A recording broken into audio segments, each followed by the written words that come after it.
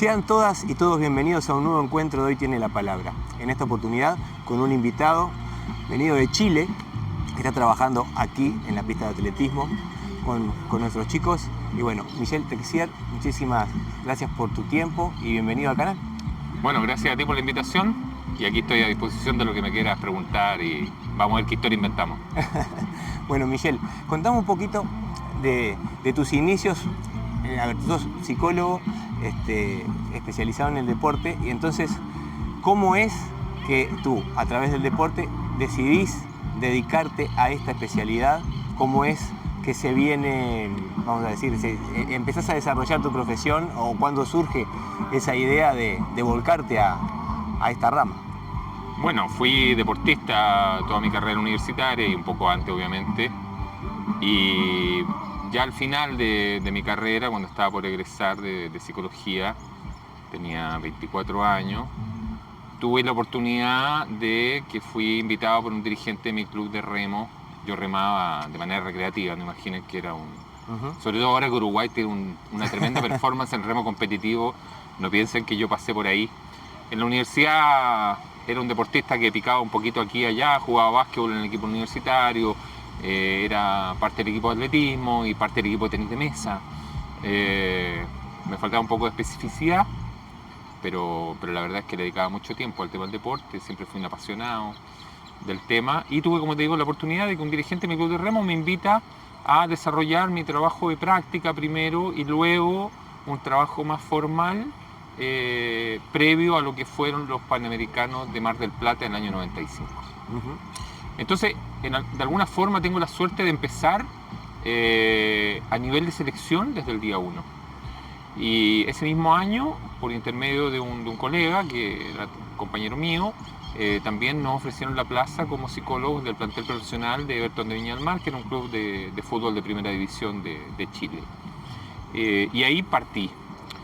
Afortunadamente, de una forma que me permitió rápidamente posicionarme en el medio deportivo y permitirme hacer de ello una carrera con dedicación casi exclusiva en una primera etapa, y exclusiva hoy en día, ya hace muchos años, y no tener que pasar por otros desempeños laborales, ¿cierto? Haber tenido que sacrificar parte de lo que era esta pasión por trabajar en deporte, por haber tenido que hacer alguna otra tarea o haberme dedicado a alguna otra área de ejercicio en el ámbito de la psicología. Así que prácticamente desde que egresé en el año 94, van a ser prácticamente 30 años que tengo una dedicación de alto rango de exclusividad al ámbito deportivo. ¿Y cuánto tiempo llevas ya en lo que tiene que ver con el atletismo? Porque me decías que habías empezado con el remo, que habías estado un poco en el fútbol, pero también... Y me pegué una vuelta larga en 3 equipos de fútbol, en selecciones chilenas de judo, de tenis de mesa, de ciclismo, de bicicross.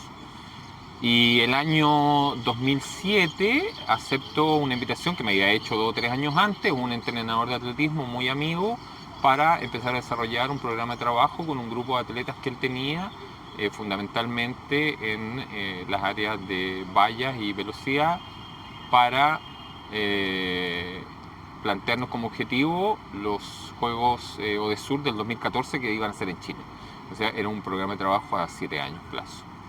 Y así que así comenzamos con un grupo de atletas, de los cuales varios de ellos lograron hacer una carrera bastante larga en el atletismo nacional y fueron consistentemente muchos años seleccionados nacionales, y a medida que fueron transcurriendo los años se fueron sumando otros atletas a esa misma dinámica de trabajo, y yo te diría que ya a partir del año 2014, conjuntamente con la realización de los Juegos ODESUR en Chile, ya comencé a tomar un volumen de atletas mucho más grande y a ser nominado a selecciones nacionales y a ser invitado a acompañar el equipo a torneos internacionales, que es lo que hago fundamentalmente hoy en día.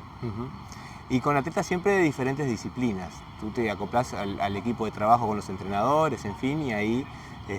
Fundamentalmente mi vínculo se produce justamente como tú señalas a través de algún entrenador.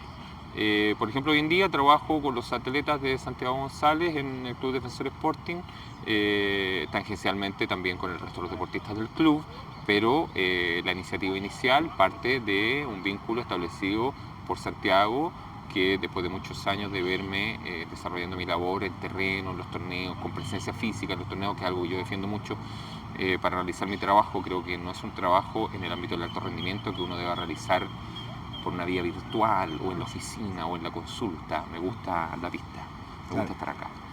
Hoy día me pegué 2 vueltecitas tornando con los chicos porque estaban todos motivados, querían que corriera con ellos, ¿viste? Esas cosas son importantes y no las puedes hacer en una oficina.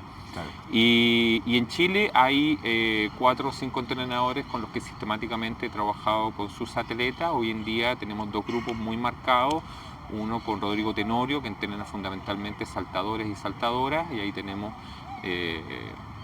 varios atletas que están en la preselección para los Juegos Panamericanos o son las primeras ranqueadas de sus pruebas en categorías sub-20 o sub-18, y en salto alto, garrocha y largo, y con los atletas Bastián Carter, que es el entrenador de Christopher Harpa y de Verdín Castillo, que son corredores de 800 metros, y bueno, Christopher también de 1500, acaba de venir y participar en el Gran Prix de Uruguay y ganar ambas pruebas. Christopher, y Verdín fue tercera en una muy buena carrera con Débora y con Jacqueline Weber de Brasil. Y por lo tanto parte del trabajo en alguna medida no se da directamente con los atletas, sino que se da en la generación de una estrategia de trabajo hacia el técnico y que ésta a su vez implementa en relación con los atletas de su grupo de trabajo. Sí, el trabajo transversal a través de diferentes competencias para hacer equipo de trabajo y poder mejorar la performance de los atletas y bueno, que sean más felices haciendo todo ese trabajo que es muy arduo y que sobre todo en determinadas etapas y determinados momentos se hace difícil, cuando hay que convivir con lesiones, cuando hay momentos en los cuales se va sobre los límites del propio físico y hay que empezar a hacerlo rendir igual y hay una gran frustración. Justamente en relación a lo que mencionabas, que bueno, con Santiago también compartimos trabajo en la enseñanza secundaria. A Santiago lo conozco desde su adolescencia, ya que lo mencionaste, porque llegó a la pista acá con 16 años y ahora es un excelente profesional. Sí, ayer me estuvo mostrando fotos de esos años. Ha ganado algo de presencia física, por no decir kilo, nuestro amigo Santiago, pero ahí lo quiero motivar a que vuelva a la pista. Sí. Hemos compartido mucho con él acá, pero en lo que tiene que ver con la tarea, que nosotros trabajamos mucho con adolescentes, y justamente dentro del equipo hay algunos adolescentes que han venido del centro educativo en el que nosotros trabajamos, por ejemplo, pero hay un grupo que está en esa franja de edad, que es la adolescencia, que también ahí empieza a desarrollarse el alto rendimiento. ¿Qué podés destacar de cómo lo vive un adolescente y cómo el psicólogo puede trabajar con ellos para amparar en esa etapa las diferentes situaciones que se le van generando con todo este tema del entrenamiento y demás? Porque una de las cosas que yo veo siempre, y sobre todo en la generación de hoy, es la dificultad para convivir con la frustración. Y el deporte te frustra mucho, porque la que te sale bien, realmente es 1 o 2, pero hay mucho trabajo atrás y hay muchas veces que no sale, o la carrera no sale, o no te dio el físico, o te pasaron cosas, y hay que saber seguir para adelante, avanzar, más allá de eso que te genera la propia competencia y las propias limitaciones, en fin, el convivir con esto todos los días. Bueno, a ver, colgándome un poco de tus propias palabras, siempre he creído que la frustración en particular debiese, y muy entre comillas debiese ser una de las cosas más fáciles de trabajar. Porque la frustración se produce en un rango que está entre tu capacidad real de rendir y las expectativas que tú te generas sobre tu propio rendimiento. Cuando tus expectativas son realistas en relación a tu potencial real y al momento del cual se trata, y por lo tanto prácticamente hay una simultaneidad entre tu expectativa y tu realidad, no hay espacio para que aparezca la frustración. Hay otros sentimientos negativos que pueden surgir, ¿cierto? Y otras dificultades a las que se puede ver expuesto el atleta, pero no existe o no debiese existir esa situación de frustración. Pero ¿qué es lo que pasa? Muchas veces los entrenadores cometen el error, o el entorno de los atletas cometen el error de sobredimensionar las expectativas de los atletas, sobre todo en el corto plazo. Y por lo tanto, al no generarse estas expectativas que el atleta tiene fijadas por acción, fundamentalmente de acción de tercero, se genera esta situación de frustración. Y ahí es donde a nosotros nos toca trabajar. Sin embargo, yo creo que el área en la cual nosotros más podemos aportar en la etapa formativa o en la etapa de transición desde lo eminentemente formativo a lo competitivo en un atleta. Pensemos que en las categorías internacionales se empieza a competir a nivel de sub-18. Tenemos atletas que a los 14, 15 años ya empiezan a tener resultados relevantes, importantes, pero en general todavía a esa edad hay mucha búsqueda de especificidad, de determinar cuál es la prueba indicada para cada atleta, ¿cierto? Y entre los 16 y 17 años, cuando está a puertas de las primeras competencias relevantes en la categoría que corresponde, nosotros ya empezamos a encontrarnos con atletas que debiesen tener, ¿cierto?, un cierto perfil de alto rendimiento. En ese aspecto, lo más relevante desde mi punto de vista es lograr determinar de qué forma los atletas establecen un plan de acción adecuado a sus reales capacidades. Y esto va muy de la mano con lo que mencionábamos antes en relación a la generación de expectativas realistas. En etapas tempranas, los niveles de maduración, los niveles de adquisición de habilidades técnicas y tácticas es diferencial entre distintos sujetos. Hay atletas que despegan más rápidamente que otros, hay atletas que aprenden más rápido que otros. Y entonces es ahí cuando nosotros, ya sea directamente hacia los deportistas o en relación con su entorno, con sus padres, con sus profesores, con sus técnicos, nosotros debemos intentar generar un espacio lo suficientemente protegido para que el atleta no genere instancias de sufrimiento y al final se centre, tú también lo mencionabas, en lo más relevante, que es ser feliz. O sea, se puede ser atleta de alto rendimiento y ser feliz, pero eso implica la aceptación de una serie de variables que van a ser diferentes a las de tus pares. ¿Cuánto sacrifica un atleta de alto rendimiento para ser atleta de alto rendimiento? Y tiene que estar feliz con esa decisión que toma. No puede ser un costo para él, no puede ser un problema. Y por lo tanto a nosotros es que nos toca enseñarle a tomar esta decisión, a aceptar esta decisión y a darse cuenta que dentro de la planificación que él mismo ha aceptado, en la cual se ha insertado en el querer ser un deportista de alto nivel, hay un gran volumen de sacrificios que tiene que asumir, que vienen en el mismo paquete y que tiene que aprender a afrontarlo con satisfacción y con felicidad. ¿Existe alguna dificultad que te haya resultado, o sea, recurrente a lo largo de tu carrera, que aparezca habitualmente en los deportistas, o según la cantidad de individuos es variable? A ver, si nos atenemos eminentemente al atletismo, que es una disciplina individual, porque de repente siempre me dicen, oye, una charlita motivacional para los atletas, la motivación en los atletas debiese ser intrínseca, es poco lo que nosotros podemos aportarles desde fuera. Es distinto en un deporte de equipo, ¿viste? En que tú puedes generar, ¿cierto?, un entorno, un desarrollo de lo que ocurre dentro de los distintos componentes de este equipo, definir liderazgos, trabajar hacia los liderazgos internos y de esa manera generar alguna estrategia motivacional. Pero en atletismo, que el tema es tan individual, en realidad lo más recurrente yo creo que tiene que ver con la celeridad con la que los atletas quieren visualizar sus propios resultados. Entonces ocurre mucho que sienten que entrenan mucho, que dedican mucho, que sacrifican mucho y de pronto, sobre todo al inicio de las temporadas, no está pasando ahora, ¿cierto? No comienzan la temporada con marcas dentro de lo que ellos esperarían tener. Cuando a lo mejor es sumamente normal que producto de venir saliendo un periodo de rebaja la carga, ¿cierto?, en competencias que todavía están fuera de la curva planificada por el entrenador para llegar al momento de más alto rendimiento, a lo mejor es normal que no tengan esos rendimientos extraordinarios que ellos esperan, pero ellos los quieren tener. O sea, hay una ansiedad, ¿cierto?, por el resultado, que al final muchas veces se transforma en una limitante. Yo creo que eso es quizá lo más recurrente, sobre todo en atletas de poca experiencia. O sea, enseñarle a controlar esa ansiedad también es una de las tareas importantes para nosotros, decirle, ojo, hay cosas que van a llegar en función de ser una consecuencia natural de un trabajo bien hecho, porque nosotros no trabajamos en función de una marca y no trabajamos en función de un resultado, de una medalla, nosotros trabajamos en función de lograr tener una secuencia de entrenamiento perfecta, cuya consecuencia natural sea esta marca, esta clasificación en un torneo, esta figuración en un torneo o esta medalla. Sí, la planificación, el ser consecuente y trabajar. Y ese tema que mencionás, que es tan recurrente en el mundo de hoy, el tema del resultado y el exitismo que se vive, bueno, que está tan promocionado a nivel redes sociales, a nivel general, y también aprender de que no siempre la medalla, porque te puede pasar en un deporte como este, que haciendo tu mejor marca y hasta un récord nacional de tu país, podés no figurar. Entonces, puede ser último. Justamente saber valorar lo que se consigue más allá de esa cuestión, porque de repente te puede pasar que en un torneo te cuelgues una medalla y no hagas una gran marca también por contrapartida. Entonces, a veces lo perverso del ambiente de hecho, por fuera. Hay torneos que tienen diferentes objetivos.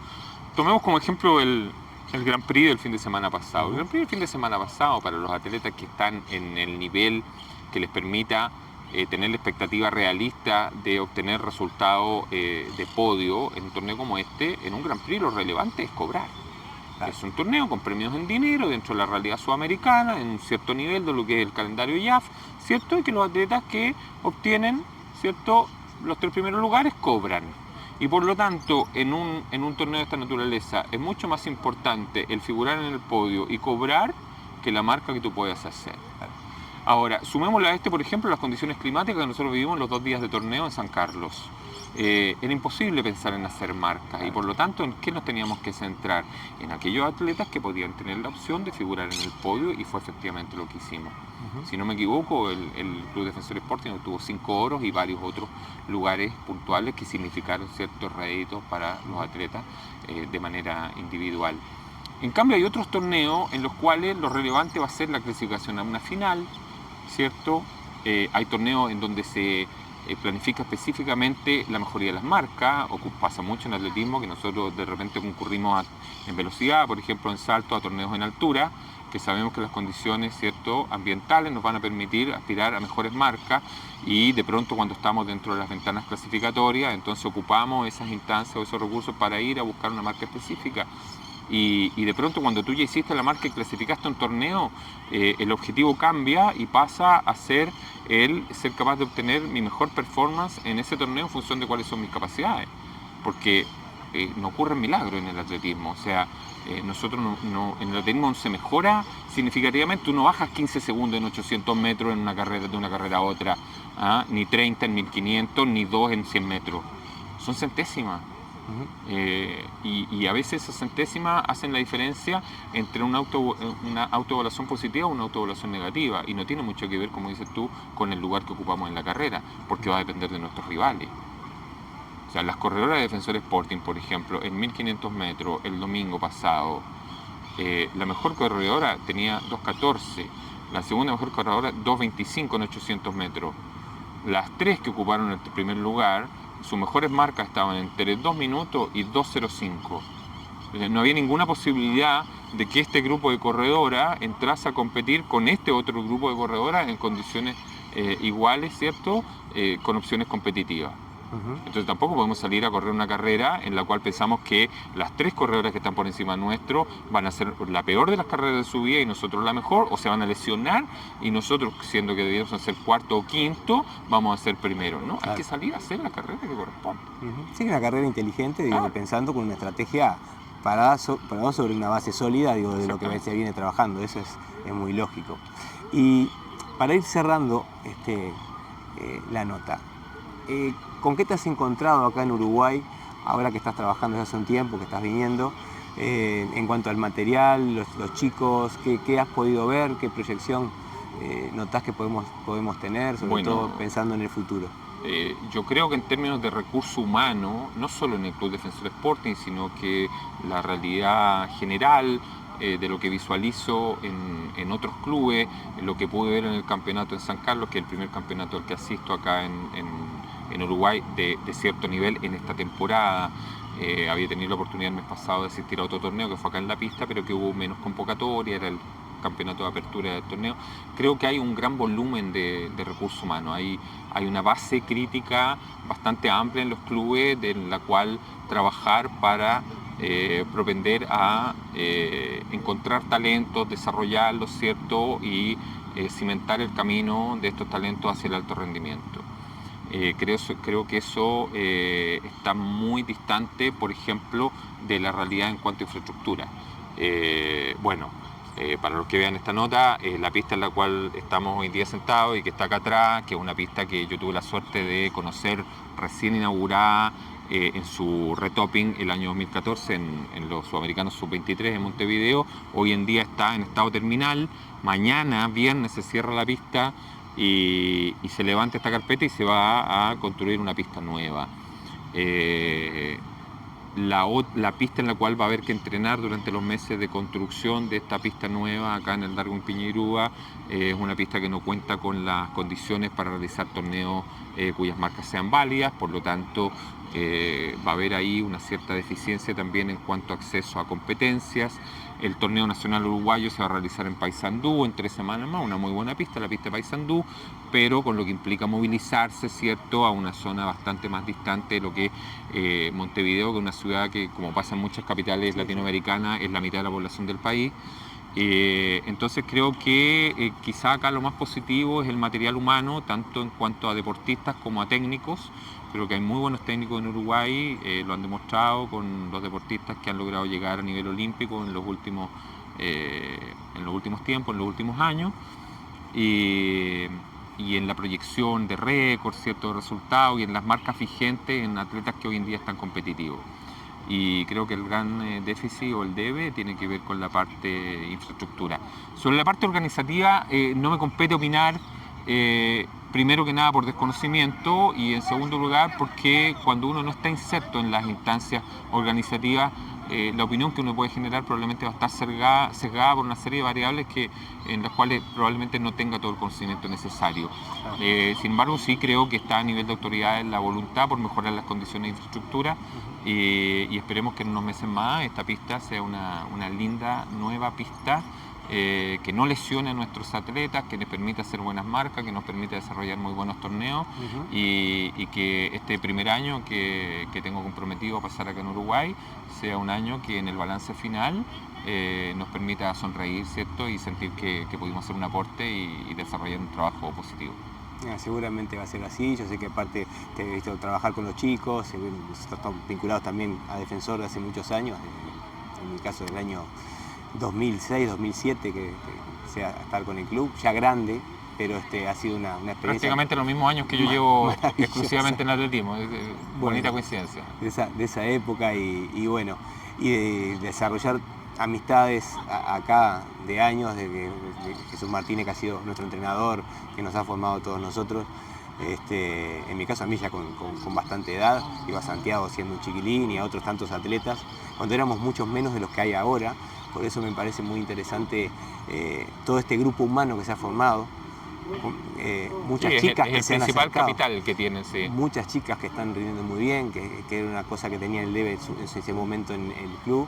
Y ha crecido mucho y realmente todos esos aportes como el tuyo que ahora venís a dar tu experiencia aquí y a poder trabajar sumando para que mejoren las condiciones, son muy positivos para que el atletismo, que es lo que queremos todos, porque nosotros amamos este deporte, que es un deporte básicamente amateur, vamos a decirlo. Sí, claro. Entonces, realmente queremos ver que los chicos sean felices y que logren cosas para el país, pero a su vez también para darle una alegría a sus familias y por todo ese sacrificio que se realiza día a día para poder sostener esta actividad, aparte después de ir teniendo compromisos como son los estudios, la universidad, etcétera, trabajo, todo ese tipo de cosas. Entonces, bueno, la verdad que muchísimas gracias. De mi parte un saludo a la gente de Chile. Gracias a ti por la invitación. Oportunidad de estar allá en 2010 en el Sudamericano Máster hace muchos años. Bueno, ya estarás de nuevo de vuelta en una competencia máster, espero. Bueno, vamos a ver. Hemos estado viendo desde lejos el Mundial Máster Indoor que se está desarrollando en estos días. Sí, están compitiendo algunos muchachos de acá y bueno, pero bueno, ya veremos si el físico permite. Yo digo, con lo que he hecho... Hasta donde el cuerpo aguante, como cantabas. Ahí está, así que bueno, te agradezco muchísimo y bueno, será hasta siempre, hasta cualquier momento, sí, porque esto nos va a seguir convocando por acá. Muchísimas gracias.